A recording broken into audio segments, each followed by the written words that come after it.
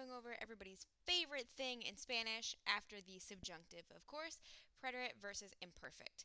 So this is going to be pretty much like a crash course of preterite versus imperfect. So hopefully you remember some things from Spanish 3 because we're not going to have a lot of time to go over every single detail of the preterite versus imperfect. So if you don't remember, you'll want to make sure that you spend a lot of time on your own going back through the book and doing activities. So in order to know how to distinguish between the preterite and imperfect, first we have to remember how to conjugate the preterite and the imperfect. So for preterite verbs, regular AR verbs, remember, I'm going to change my color. A with an accent, aste, O with an accent, amos, and aron. So remember the accents are really important because, for example, canto versus canto. Canto, present tense, I sing. Canto, past tense, he or she sang. Entonces, the accents are super, super important. You need to make sure to remember those. For ER and IR verbs in the preterite, remember there's the song that's home, home on the range. So, iste, yo, imos, ieron. So remember, iste, yo, imos, istes, ieron to home on the range. And the yo and the la usted have accents, which is super important. Okay, so that's how it is for the regular preterite AR, ER, and IR verbs. But of course, in the preterite, the reason that we love it so much is that there are a ton of irregular things to know. So for stem changers in the preterite, contar, remember in the present tense it is stem changer O to UE. In the preterite,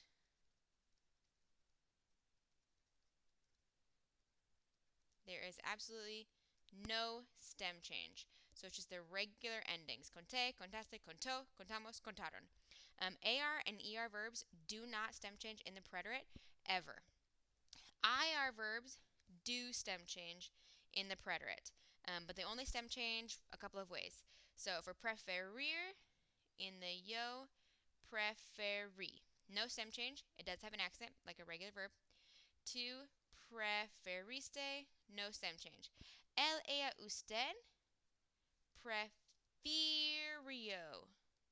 So it does stem change here. Nosotros preferimos, ellos, ellas, ustedes, prefirieron.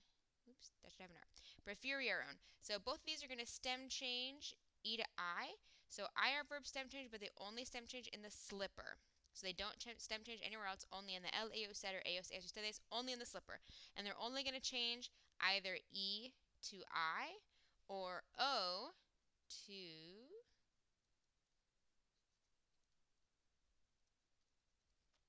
U. So you will never have a verb in the preterite that stem changes E to IE. Oops, I just totally messed that up for you guys. You never have a verb in the preterite that stem changes E to IE or O to UE. It's either E to I or O to U. That's it. And again, it's only in the slipper. So nosotros dormimos y ellos, ellas, ustedes durmieron. So the stem change happens only in the slipper, only for IR verbs, and only E to I or O to U. Spell changers. Remember, we have Kargarzar, and we have the song that's the Three Blind Mice to remember this. So Kargarzar, Kargarzar. You change the Z to C. You change the Z to C. You change the car to QUE. You change the gar to GUE. Only in the yo. In preterito. So for buscar, the yo is going to be busque. QUE, because if I didn't spell change, if I had a C there, you pronounce that busse. And we can't have that. We need the k sound, so we need busque. But then it's going to be totally regular in all of the other forms. You only change it in the yo. For jugar, remember there's no stem change because it's not an IR verb, only IR verb stem change. So for jugar, yo, jugué, GUE, because we have to keep the g sound. If we wrote it like this, it would be jugué. So you need jugué, but again, it's going to be regular in the other forms. For cruzar, the yo, cruce, Z to C, but the other ones are going to be totally regular, cruzaste, cruzo. Okay, so you have to remember stem changers, only IR verbs, only in the slipper, spell changers, only in the yo. Then, of course, there are a ton of other irregulars. These ones you just have to memorize. There's not really a good way to know which ones are going to be irregular. You just have to memorize them. So we're just going to say what these change to. So hacer goes to is, querer goes to quis, venir goes to vin, haber goes to ub, poder goes to pud, poner to pus, saber to soup, andar anduv, estar estuv, and tener tuv. And these all have the same endings. E, iste, o, imos, ieron. So ise, hiciste, and then remember iso is different. In the LA instead it has to change to Z because otherwise it would be ico. So ise, hiciste, that looks like an O. Ise, hiciste, hizo, hicimos, hicieron. Quise, quisiste, quise. Gosh, why does this keep changing? Quise, quisiste, quiso, quisimos, quisieron. Whatever. Vine, viniste, vino, vinimos, vinieron. So all of these are going to have the exact same endings. It's just that the front part of it changes. And what makes them irregular is they do not have accents. So that's the only difference between regular and irregular verbs. Stem changers and spell changers are still considered regular because they have accents in the yo and the la usted. So these are irregular because they do not have accents. So they don't follow any of the other rules. So they don't have the same endings and they don't have accents. These also change. And remember, decir goes to D, traer goes to tra, and then conducir goes to condu. And these have the same endings. The only thing is that with the J endings, you don't have this I, you only have the aron. So like dije, dijiste, dijo, dijimos, dijeron, because you cannot have J-I-E in a row. You just can't have it in Spanish. So traje, trajiste, trajo, trajimos, trajeron. Okay, so those are all the irregulars. You just have to memorize them. And we're going to do a song tomorrow that will help a little bit. A few more irregulars, of course. Ser, ir, hopefully this one should be easy. Fuiste, fue, fuimos, fueron. And then dar and ver are very similar. So di, diste, dio, dimos, dieron. And for ver, vi, viste, vio, vimos, vieron. So they're basically the same thing, only a D and a V. And again, they do not have any accents because they are irregular verbs. So again, you just have to memorize all of the irregular ones. Okay, now for the imperfect. Luckily, the imperfect is way, way, way, way easier than the preterite. For ER and IR verbs, remember Old MacDonald's imperfect forms. And these are all going to have accents on the ER and IR verbs. So remember, Old MacDonald's imperfect forms: ia, ias, ia, iamos, iais, ion. And in these forms, we have some ARs. And remember, you have to say this like a sheep.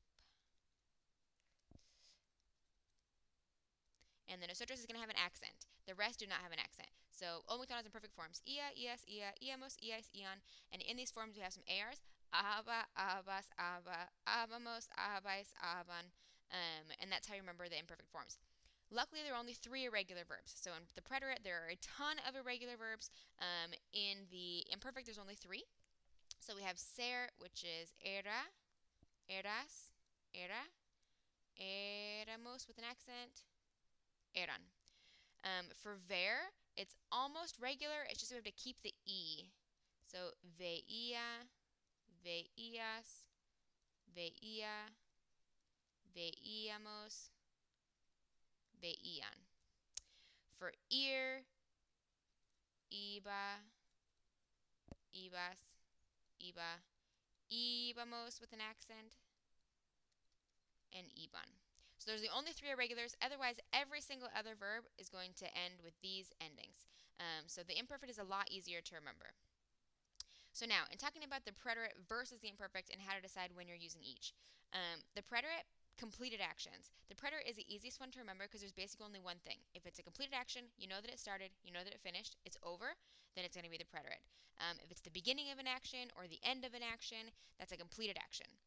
The imperfect has a lot more things that might trigger the imperfect. So, background information. So, if you're setting up the background information for a story, like it was a dark and stormy night, we were all at my house, the wind was blowing. This is the background information to the story. We don't know when those things started or when they ended. We just know that that's what was happening at the time. So, I'm setting up the background for my story. Another thing is was, were, ing. So remember, you can think about this as the squiggly line is for the imperfect. So these are things that were happening. These are things we were doing, and the preterite comes along and cuts it. So for example, we were all dancing at the party. So was, were, ing. I don't know when it started, when it stopped. We were all dancing at the party, and then I fell down. The preterite comes along and cuts it. The next one is habitual action. So anytime in English, if you want to say I used to do something, then you're going to use the imperfect in Spanish. So like when I was little, I used to live in Washington State. So yo vivía en Washington. Or something that I did a lot, like I used to go to the movies with my grandparents. Yo iba al cine con mis abuelos. And then lastly, we have Walt Mep.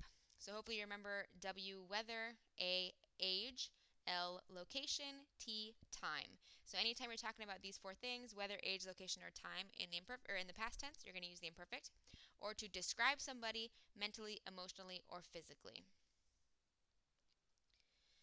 Okay, a little bit of practice. So on Saturday, while. Mientras means while. With while, you will never use the preterite because what you're saying is while something was happening. So while I was reading a book. So here, since it's was, were, ing, it's going to be the imperfect. So the imperfect is going to be leía while I was reading a book.